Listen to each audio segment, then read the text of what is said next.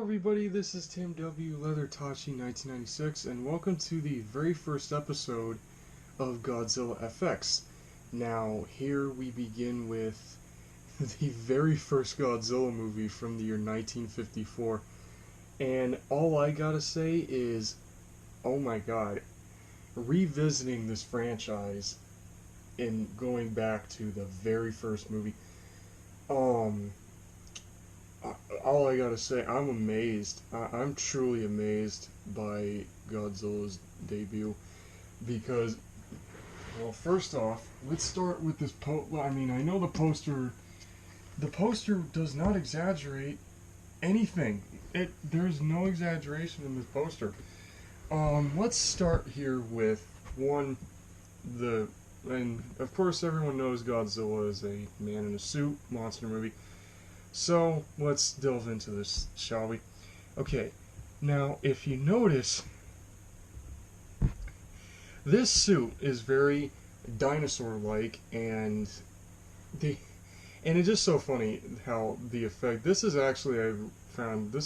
Japan's first ever giant monster movie. Like, they mainly did drama and action films at the time, but here you have this movie that came out.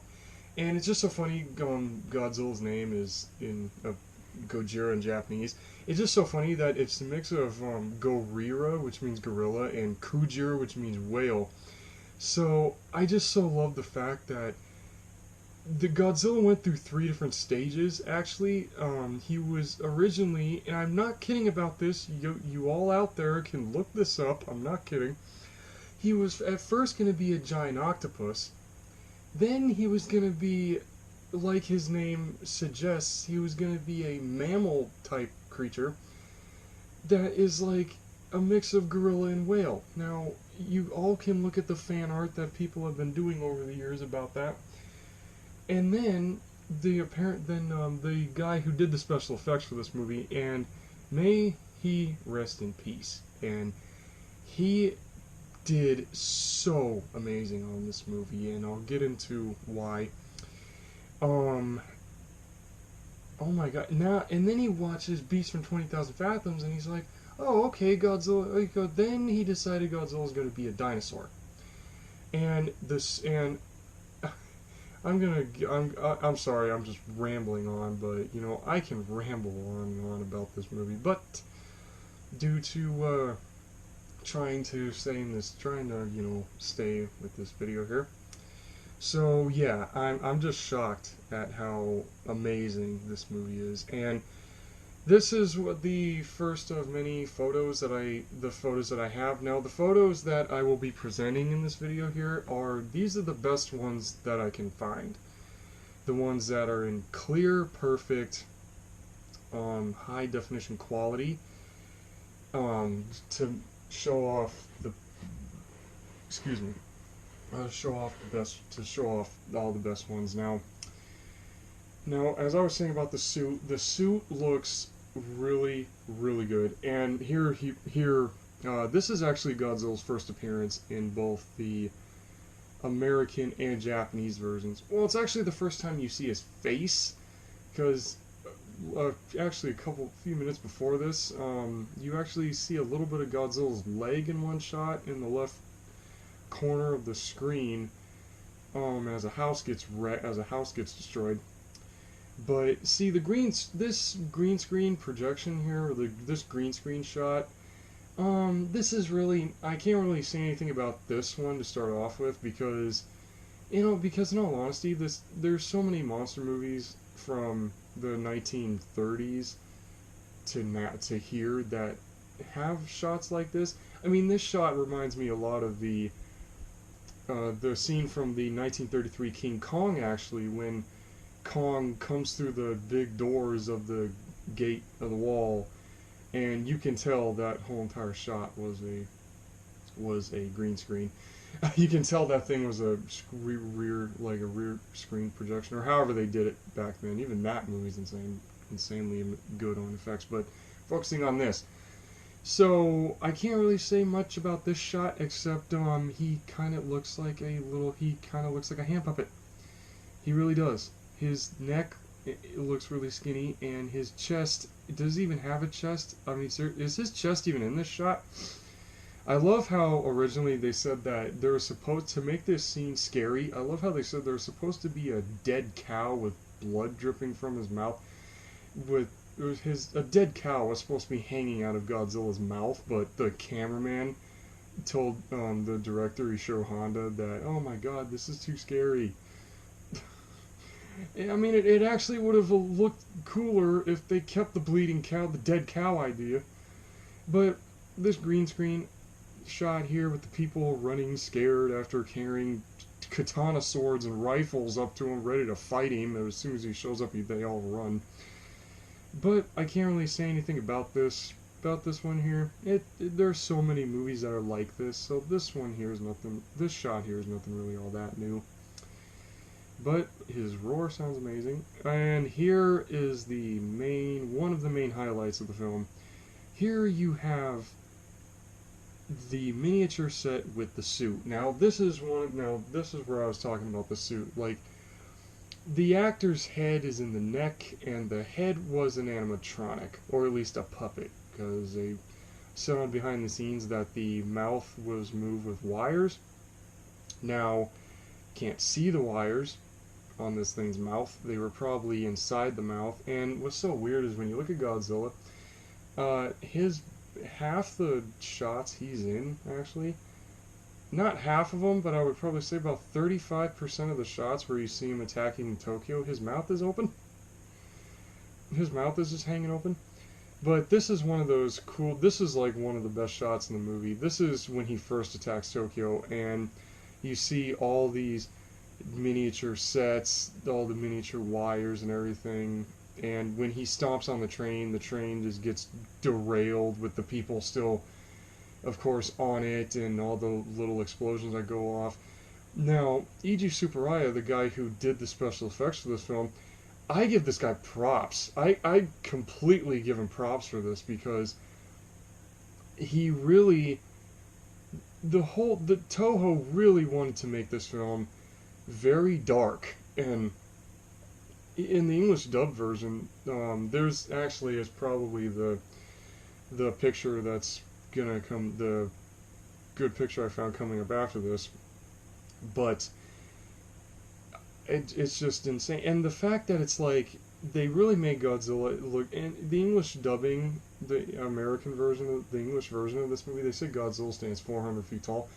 And when you really look at this, you can believe that, because they film from a low angle, and low angle shots really show a look of absolute size to this monster. And the detailing on the suit, they really, when they said that they were going to make him look like a reptile, they really did make him look very reptilian.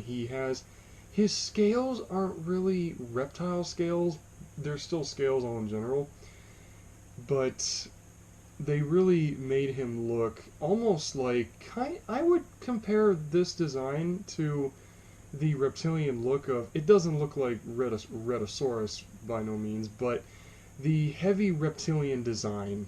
I can see why they were inspired by Beast from 20,000 Fathoms, truly. But his brow, where the brows are, they look really smooth, which is interesting. It's just so weird, the little things above his eyes. And here we go.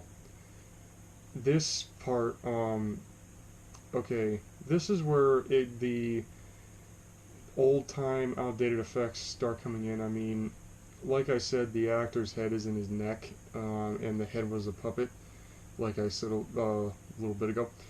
And in the American version of this, another thing that I said in the description of the introduction was I said I was going to be talking about the sound effects. I can't believe I didn't mention that while the other shot was going.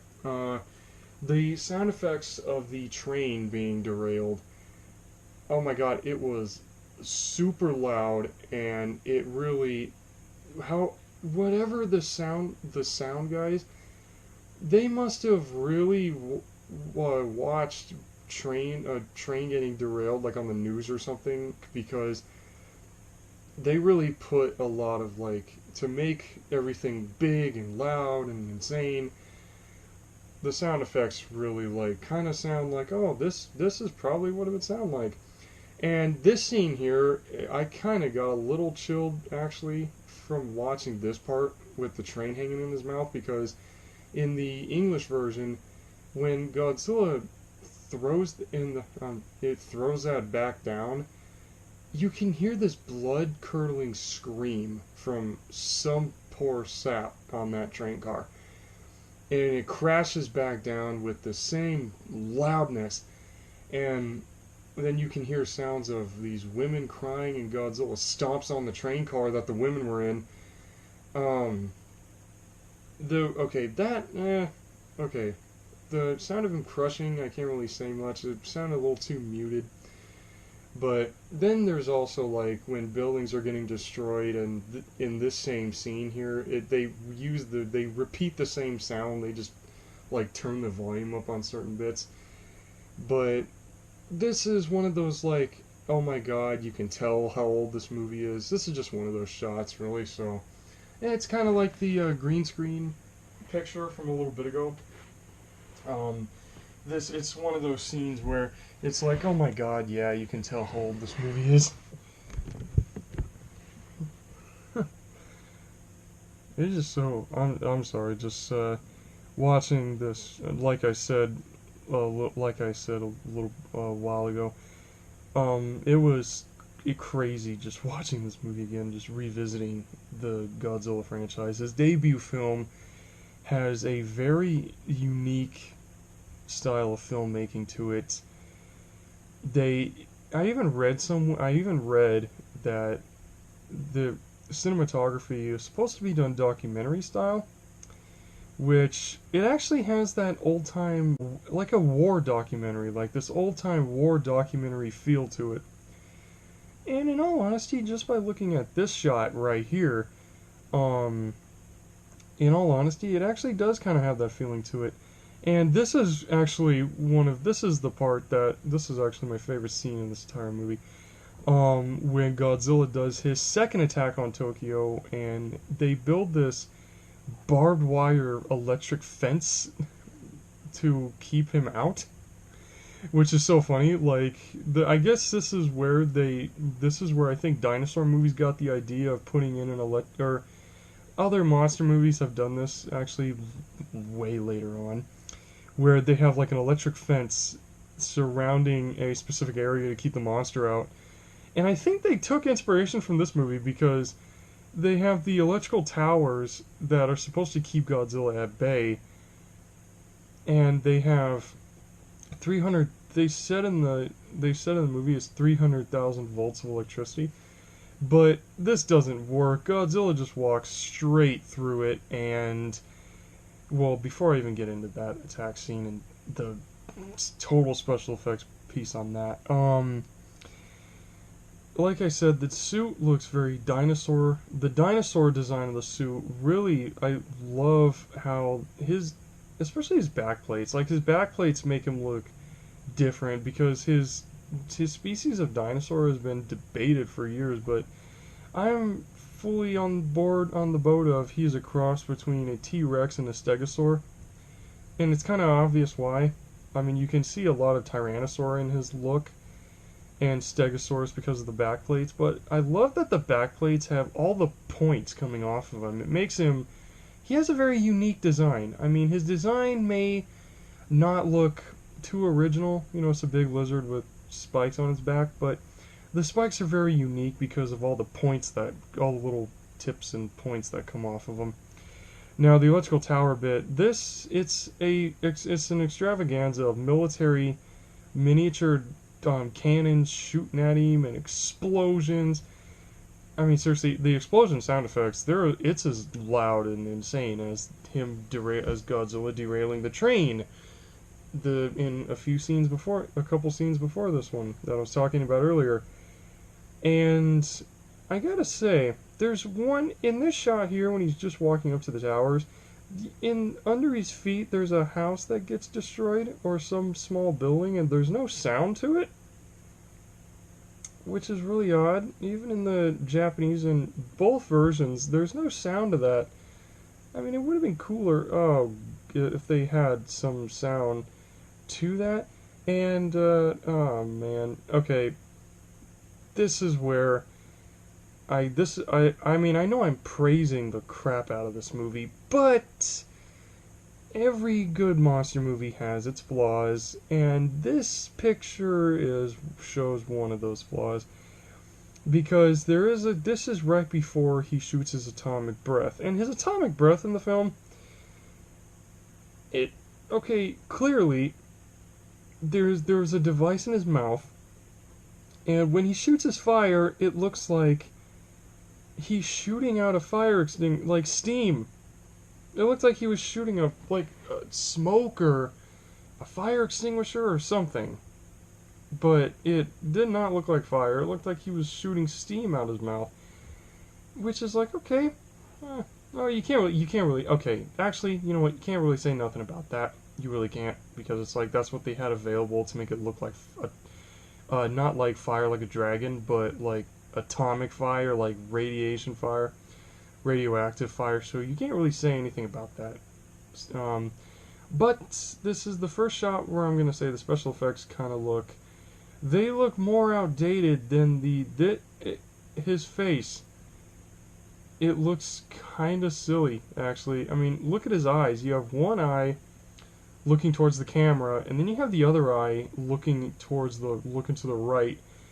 And it's like, okay, I don't know if they caught that when they filmed this scene. And this happens twice in this movie. You see this 2 times. You see that odd little the goofy facial expression twice. And then the other scene that I really gotta say is kind of odd was, well, kind of like you're not supposed to notice it, but you do anyways. Is later on during Godzilla's main attack on Tokyo, which is literally 13 minutes of just straight up Tokyo just getting completely just wrecked. There's a scene where you can actually see the wire holding his tail. I know that's bad to point that out, but when you actually sit and watch this movie, it's like you can kind of chuckle at it a little bit, because it's like, did they paint the wire black to make sure you don't see it or what? But it's like, it's the only time that you see it, so it's like you can't really jump on it too much. You only see it that one time, so it doesn't really matter. Okay, this picture, this shot here is like, this is still during the main Tokyo attack, and the actor who was in that suit, Haruo Nakajima. Now, look at this shot for a second. You have not only the studio lights, but you have that fire behind him, and also the suit had no ventilation. I mean, that fire was not green screen, that fire was actually next to him. So, not only were they taking a huge risk with this film, financially as well as safety, the actor actually had passed out and had suffered blisters while doing this. I mean, he didn't suffer. I mean, I guess he was hurting a lot. And I read that that Nakajima lost 20 pounds after doing this movie. So he had a lot of endurance while performing in this suit. Well, there was a second actor. I can't remember the guy's name now, but there was a second actor that played in the Godzilla suit, but Nakajima was the one that his performance was the one that ended up being in the final film here. And I mean, this is a cool shot, and again, his mouth is open.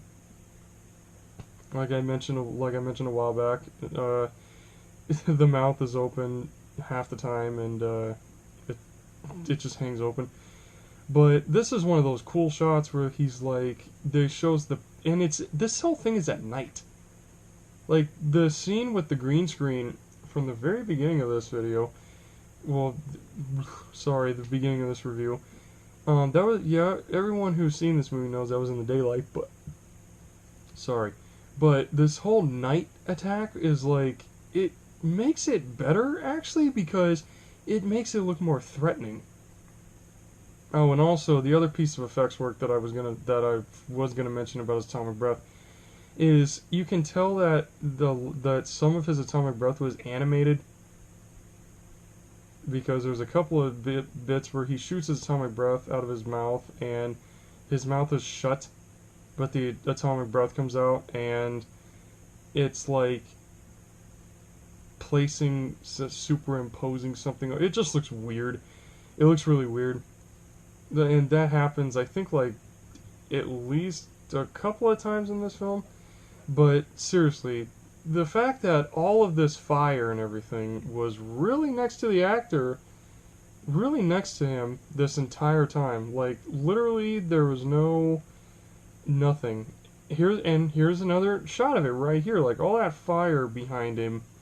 And this is one of those cool shots where the tanks, where this happens in a lot of monster movies after this, where the tanks roll up to the monster and they start shooting at it. You know, it's become a huge cliche, but this movie is really what brought that to the mainstream. And it just looks so kind of scary when you think about it because it's people, it's soldiers rolling up to him, not expecting that. I mean, seriously. And this whole Tokyo attack scene is one of E.G. Tsuburai's finest pieces of work. I mean, I'm sorry, I'm a big time fan of this film. It ranks as one of my fave monster films ever.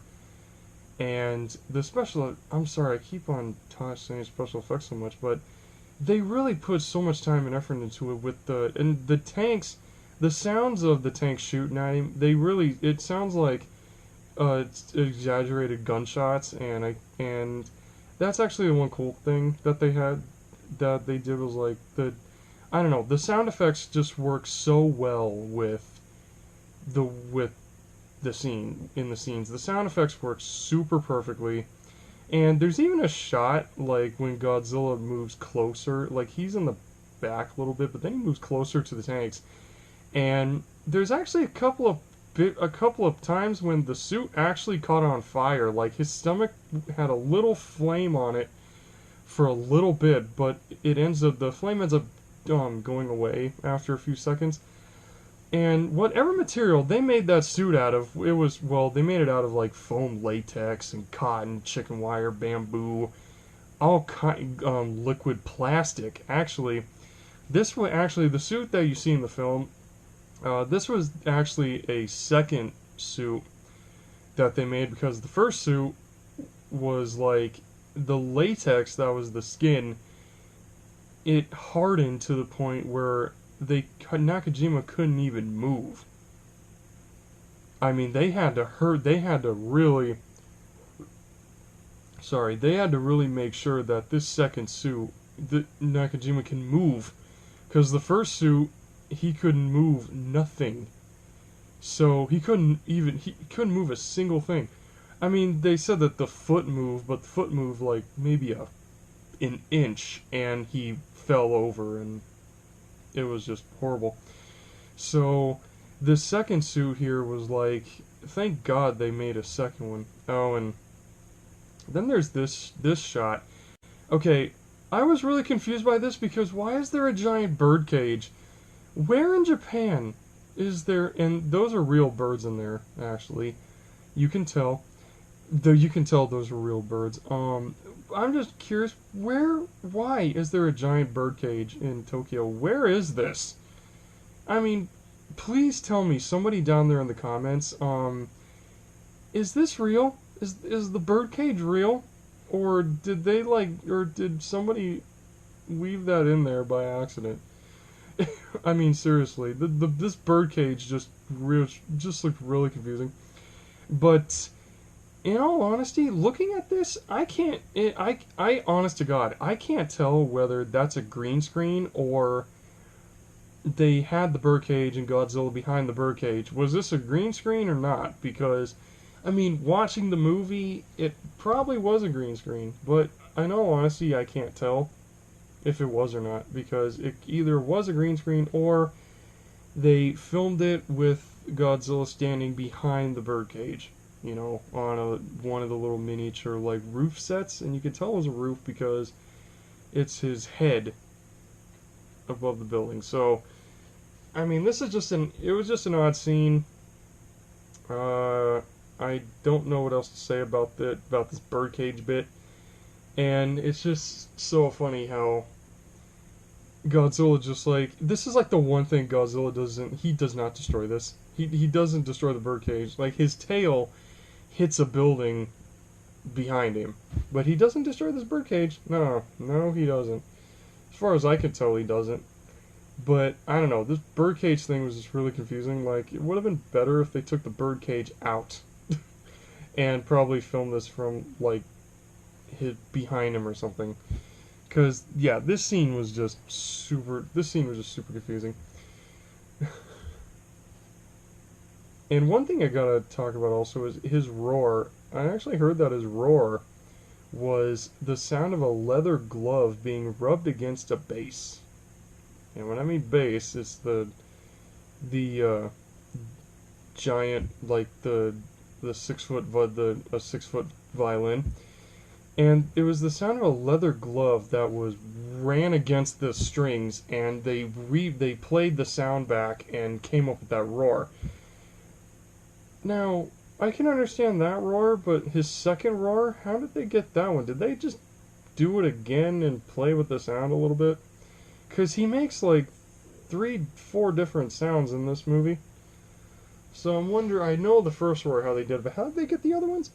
Oh man, this is the shot that really makes it very, has the movie a very grim tone right here because you just see Godzilla just standing above the city. There's smoke in the background, and he's just not letting up. He's gonna make sure that his revenge, because the whole thing, the whole point of the film was he's basically a physical manifestation of the atomic bomb that was dropped on Hiroshima and Nagasaki. And Ishiro Honda, the director, and actually a lot of people say that it's like, oh, it's too unrealistic, you know, for Godzilla to be shot at by everything man can wield in 1954, and nothing works. And I mean, scientifically, you can say like, well, yeah, he's a reptile, and reptiles actually have very tough skin, so they just exaggerated that. So they just exaggerated it, but that's an audience point of view. The director's point of view was any regular animal shot by a cannon, yeah, it can die, it can bleed, Godzilla could have been killed, but the fact that the atomic bomb was so devastating and so it was just such a devastating event for Japan, he wanted Godzilla to be the atomic bomb. And the fact that, and when it comes to an atomic bomb going off, you can't stop that. You can't stop that when it goes off. So, in that same with Godzilla, Godzilla is like an atomic bomb. He comes ashore, starts wrecking everything he sees, and they can't stop him. So, it's just the director's point of view on why Godzilla couldn't be killed by human means anyway, well, except the oxygen destroyer at the end of the movie by Dr. Serizawa, which basically, okay, melting him to bones is the part I don't understand, but it kills Godzilla by suffocating him, which means that the oxygen destroyer takes all of the atoms and molecules of oxygen, whether it be in the air, on land, or in the water, it takes all the oxygen and turns it into water. So that's how things suffocate.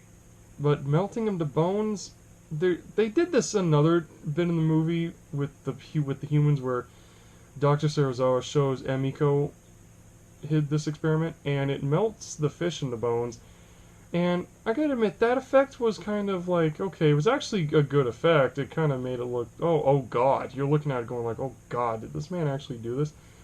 Okay, this scene here, okay, this is after he destroys the city and he's going back to the water. I love how Godzilla's in silhouette in this shot, because it kind of, it shows off his backplates. I mean, his backplates, look at all the points coming off of his backplates. It just, like I said earlier with the suit design, it makes him very unique. Being a giant reptile, they try to make him look a little more original, and they did. His backplates, although inspired by Stegosaurus, his backplates, all the points make him look different. Because you look at every other monster with giant spikes on its back, every other reptile, they look like an iguana. Not Godzilla. Nah, not him, not his backplates.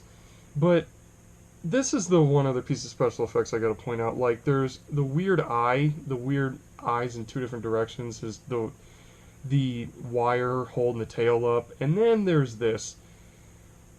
At this point, you hear the epic original theme song by Akira Ifukube, which you can find it on iTunes, YouTube, everywhere. It is any Godzilla fan.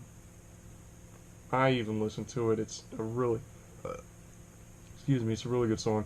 But with the planes, this is the third piece of special effects that really just kind of made me just go, are you serious? Was apparently when the jets come in and they're shooting missiles at him, they look like they were popping off fireworks at him, or firecrackers or something, because it's just this little flare with sparks coming out of the back, and they miss every shot. Not a single missile hits him. Like, really, 400 foot giant lizard. How do you miss something like that? Wow. It's like you're watching that scene and you're like, really? They're missing. Hit him. Oh my god. It's like you're waiting for at least one missile to hit him. But that's the other piece of effect that I really gotta say, is it just looks like they're shooting fireworks at him from behind, like off to the side, off camera or whatever. So those are just the three pieces of special effects that I thought, to me, were that, it's like, oh, really? Okay, the train hanging in his mouth, I can't really say anything about that, because that actually looked good. The three that I mentioned with the eyes, the tail, well, the tail thing, you can see it. Anyone who's seen this movie, you can see the wire holding his tail up. I mean, seriously, there's no hiding it. And the missiles not hitting him, they're just like, okay, just looked like that fireworks. But overall, I'm giving Godzilla, getting back to the poster. Overall, Godzilla's debut film I give this movie a solid 9 out of 10. Because it's great special effects, but those three pieces of effects work just looked weird, and they could have either fixed it or something. But what are you gonna do? So overall, like I said, I give Godzilla a solid 9. I give his debut film a solid 9 out of 10. It's a really great movie. The Godzilla suit, the Godzilla suit looks super good. The sound effects really make it big, and loud, and fun. And the rest of the effects work overall, they really put so much time, like I said, like a long time ago now, the budget had to have been high. I don't know if I said that yet, actually. The budget for this movie had to have been super high to pull off something like this. I mean, and this movie was pulled off in like 9 months or something like that, like a handful of months it took him to make this movie. Not years, not a year or two, a handful of months. And for how much time they were allowed and the budget they were allowed, this movie was pulled off amazingly. I mean, I would recommend this movie to any Godzilla fan. If you want to start getting into Godzilla, definitely start, with his debut appearance. It's a really great monster movie, and every time you look this movie up, there are no bad reviews about it, ever. So that's my thoughts on the. Sorry to cut off so abruptly, but those are my thoughts on the very first Godzilla movie. So I'm going to say peace out, everybody, and please not only subscribe to this channel, but the Movie Reviewers Library, which will be in the description below here. So I'm going to say peace out, and I'll see you next week with the next Godzilla film. Peace out, everybody.